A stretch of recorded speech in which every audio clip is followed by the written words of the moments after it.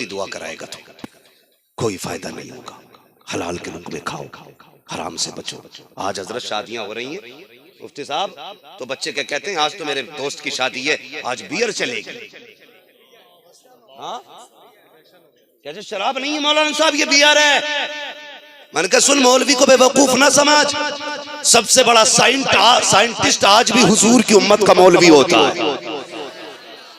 हाँ, जो पुर्जे देख देख के बताते हैं ना, मौलवी उसे बिन देख के बता देता है।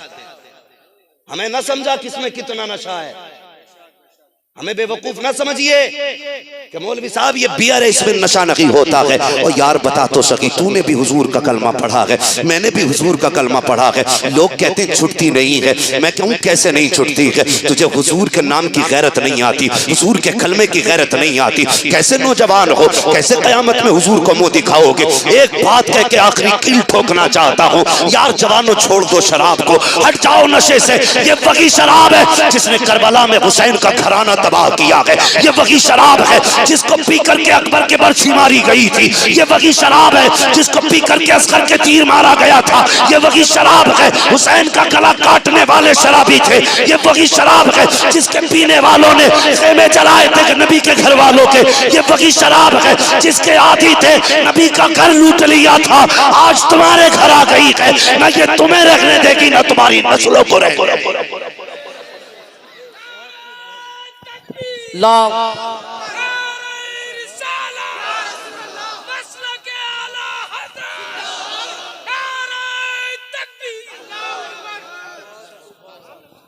बंद करो ये तमाशे, तू हुजूर का उम्मती है यार, तुझे इसमें कितनी मस्ती है?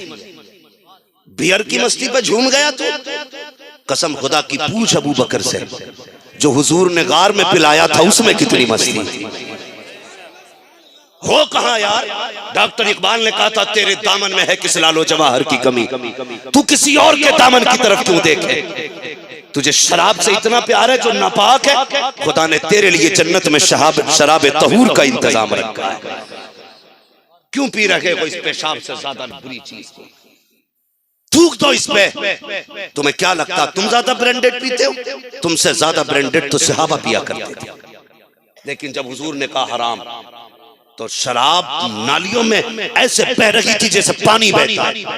यहूदियों ने कहा था क्या मसला है, इतनी कीमती शराब नालियों में बहा रहे हो? सहाबा ने कहा था मेरे हुजूर ने इसको नापसंद फरमा दिया है, इसलिए अब हम इसको घर में नहीं रखेंगे। तब यहूदियों ने कहा था अरे क्या करोगे बहा करके, इसको बेच दो बिक जाएगी, कीमत से फायदा उठा लेना। तब गुलामों ने कहा था तुम नहीं जानते हो, अरे जिस चीज को मुस्तफा नजरों से गिरा देते हैं हम उसकी कीमत भी नहीं संभाला करते हैं, जो नबी को पसंद नहीं है वो हमें भी पसंद नहीं।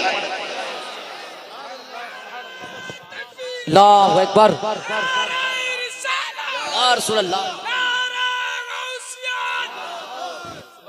कड़वी है ना, सुभान अल्लाह, तकलीफ दे रही होगी, जिंदा, लेकिन कोई फर्क नहीं पड़ता। दवा जितनी ज्यादा कड़वी होती फायदा उतना ज्यादा करती है। ये उम्मीद भी नहीं लेके बैठा तुम सुभान अल्लाह कहोगे, मुझे तुम्हारी सुभान अल्लाह से गरज नहीं, मुझे तो अपने नबी की रजा से गरज है। हाँ, सिर्फ उनकी रजा चाहिए, इसलिए गुजारिश है नस्लें बचा लो। डॉक्टर इकबाल ने कहा था न संभलोगे तो मिट जाओगे हिंदी मुसलमानों, तुम्हारी दास्तान तक भी ना होगी दास्तानों में। आज इल्म से दूर है, इल्म से दूर है। हम ये सोचते बेटा हमारा पढ़ गया मौलवी हो गया ना तो सिर्फ इमाम बनेगा, 6-7 हज़ार कमाएगा। चलो मान लो 6-7 हज़ार कमाएगा, उठे जो महीने में लाखों का बिजनेस करता है और देखे इन 5 हज़ार वालों से कपड़े मिला के दिखाएगा। हम बताते हैं तेरे कपड़ों में ज्यादा दाग है या मुस्तफा के दीन के वारिस के कपड़ों में ज्यादा दाग है? हाँ, ये 5 वाले भी साफ रहते हैं, क्या बात है तुम 10 लाख कमा के भी साफ नहीं रहते। हाँ जानते हो उलमा के जाहिर पे जो नूर होता है ये बातिन का नूर होता है। इनके रिज़्क़ हलाल होते, इनका दिल साफ होता है, इसलिए इनका जाहिर भी नूरानी लगता है। वो जो बैठा है ना अंदर कहता नहीं नहीं कोई बात नहीं, मैं तो पीता ही नहीं, बस दुकान ही तो है मेरी, मैं थोड़ी पीता, बिक रही है ना बैठूं मैं, नौकर रहते दुकानों पे। ये है हमारी चालाकी। बंद कर यार। कहता नहीं नहीं जी, अगर ये बंद कर दिया ना तो फिर बच्चे भूखे मर जाएंगे। मैंने कहा शराब रज़ाक नहीं है, रज़ाक अल्लाह है, अल्लाह के सहारे छोड़ना। वो एक बंदे का फोन आया मुफ्ती साहब, वो मुझसे कहने लगा हजरत जी आपकी मैंने तकरीर सुनी कि दाढ़ी की मूंडने की उजरत हराम होती है। तवज्जो है? हाँ क्या हजरत जी आपकी तकरीर सुनी आपने, उसमें कहा कि जो दाढ़ी मुंडाई में पैसा मिलता है वो हराम होता है। मैंने कहा बेशक। उसने कहा फिर मेरी दुकान कैसे चलेगी? मैंने कहा क्यों? कहने लगा मैं भी पेशे से नाई हूँ, कटिंग करता हूँ, वो क्या बोलते हैं इंग्लिश में, जन क्या नाम कहते हैं, सैलून। हाँ बोले मेरा भी सैलून है। मैंने कहा फिर? कहने लगा अगर दाढ़ी मूंडना छोड़ दूंगा कमाई कम हो जाएगी। मैंने कहा गलत, एक बोर्ड लगा दे दुकान के आगे और ये कह दे यहाँ हुजूर की सुन्नत पे उस तरह नहीं चलता है। जवान था, बात मान गया। कमाल मेरा नहीं, कमाल हुजूर का है। हाँ हम तो वो हैं साहब, हमारी अपनी औलाद बात नहीं मानती है, दूसरे क्यों मानेंगे? अगर कोई भी मानता है तो मदीने वाले का करम है, हुजूर का करम है। मैंने कहा लगा यार एक बोर्ड। उसने अपनी दुकान के आगे बोर्ड लगाया, खबरदार मेरी दुकान में हुजूर की सुन्नत पे उस तरह नहीं चलता है। 1 महीने बाद उसने फोन करके कहा, बोले हजरत जितनी पहले कमाई थी अल्लाह ने उससे दुगनी कमाई करा डाली है, दोगुनी कमाई। मैंने कहा ये कैसे हुआ? उसने कहा जिस मोमिन को, सुन्नी को, सहीउल अकीदा को, नेक आदमी को पता चलता है वो इतना अच्छा है, दाढ़ी नहीं मूंडता, कहता आधे शहर के नेक लोग मेरी दुकान पे आया करते हैं। मैंने कहा यार ये तेरा कमाल नहीं, ये मदीने वाले का कमाल। बेशक सुभान अल्लाह। तो ये है, आप नियत तो करो ना, फिर अल्लाह बरकत देता है, अल्लाह बरकत देता है। लेकिन हमारे यहाँ सट्टा भी खूब है, शराब भी खूब है, सारी चीजें खूब है, निकल जाओ इससे। क्या समझते हो ये जो घर तोड़ने के नंबर है, ये जो मुसीबतें हम पे आ रही हैं, क्या समझते हो सिर्फ हम पे जुल्म है? हमारे अपने अमाल है, अपने अमाल है। जो कौम, अच्छा इतने लोग बैठे, इतने लोग बैठे, हाथ नहीं उठवाऊंगा, खुद मुहासबा करने जो मैं कहने लगा हूं। हम में से कितने ऐसे लोग हैं जिन्होंने आज उस पूरे दिन में कुरान एक बार भी खोल के नहीं देखा? मैं हाथ नहीं उठवाऊंगा, मैं हाथ नहीं उठवाता हूँ, मुझे डर लगता है कहीं बंदा इज्जत की खातिर झूठे हाथ उठा दे। तो मैं जानता हूँ इन महफिलों की अपनी शान क्या होती है। यहाँ आज अकेले नहीं बैठे हो, अल्लाह के फरिश्ते भी आए बैठे, अकेले नहीं हो। खुद मुहासबा करें, हम में से कितने लोगों ने सुबह से कुरान खोल के नहीं देखा? सुबह छोड़ो यार, कितने ऐसे होंगे जिन्होंने 8 दिन से कुरान नहीं खोला, कितने ऐसे होंगे जिसने महीनों से कुरान नहीं खोला, कितने ऐसे भी होंगे जिन्होंने साल साल भर से कुरान नहीं खोला है, कितने ऐसे भी होंगे जिन्होंने जिंदगी बीत गई कुरान नहीं खोला। यार कुरान सिर्फ बख्शिश के लिए नहीं आया था, सिर्फ जादू उतारने नहीं आया था, सिर्फ मुर्दे बख्शवाने नहीं आया था।